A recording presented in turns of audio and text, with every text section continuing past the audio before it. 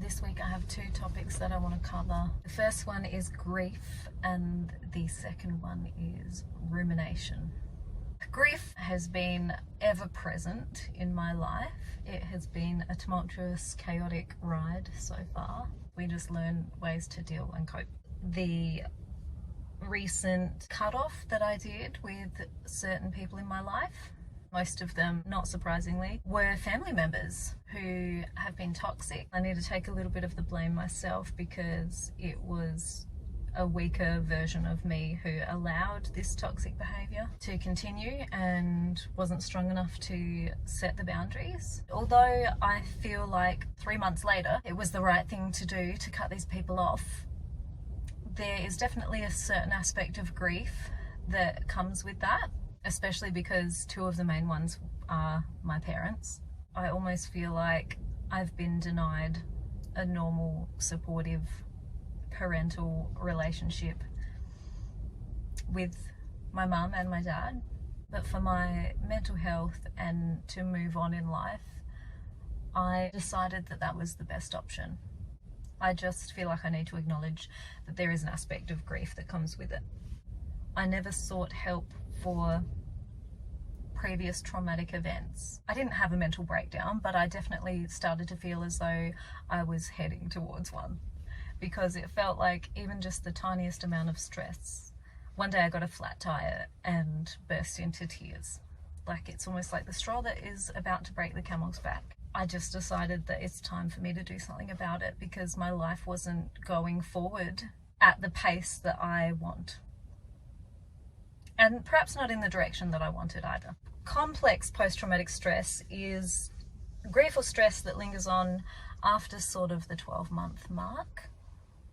The traumas that happened to me started really young in my life, and it has just seemed to build up and build up and build up. I'm developing a bit more of an emotional awareness. I'm growing up, although I've had friends, people and partners supporting along the way. It just comes a time in your life where I think you just need to put your big kid boots on and be responsible. And I felt like I was doing myself a disservice if I just kept making myself a victim, allowing grief to hold me under, allowing the stress to just keep me stuck in one place. I'm ready to move my life forward. There's so many traumatic, I guess, events that have shaped who I am, but to touch on some of them, my parents kind of gave up on me. I mean, if you speak to both of them, they're going to gaslight you into, oh, that never happened and that's not true and whatever.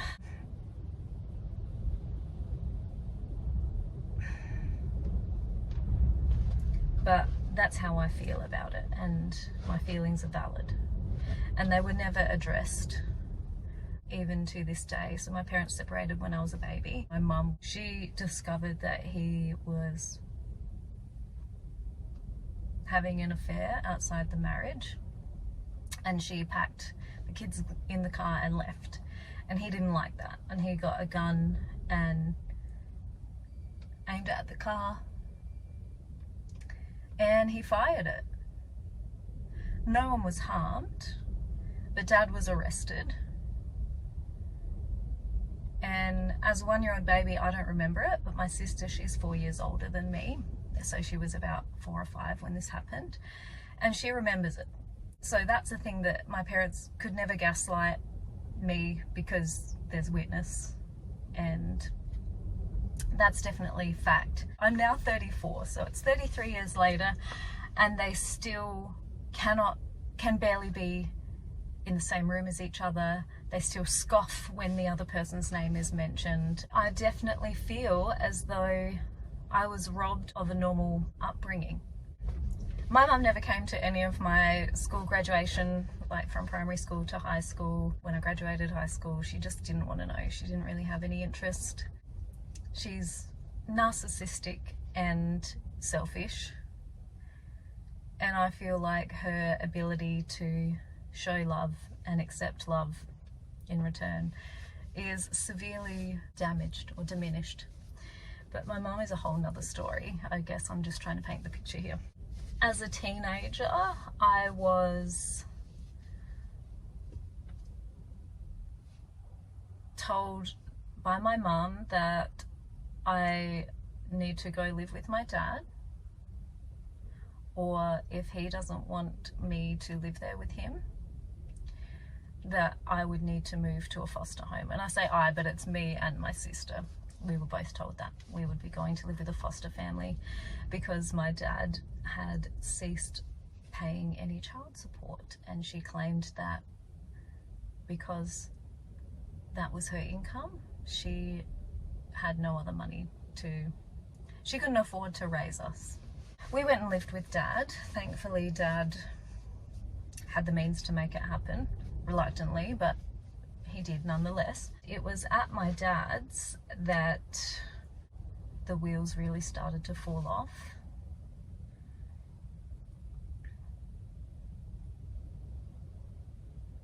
I was drinking a lot of alcohol just to deal with everything that was going on. And my dad and I never really got along. I don't know if I subconsciously felt like he kind of like in the back of his mind blamed me for his marriage breaking down, or I don't know. It's still a very hard thing to talk about. Because of my behavior at that time and putting myself in unsafe situations and not really having anyone there to guide me or direct me back from that, I experienced a loss of innocence.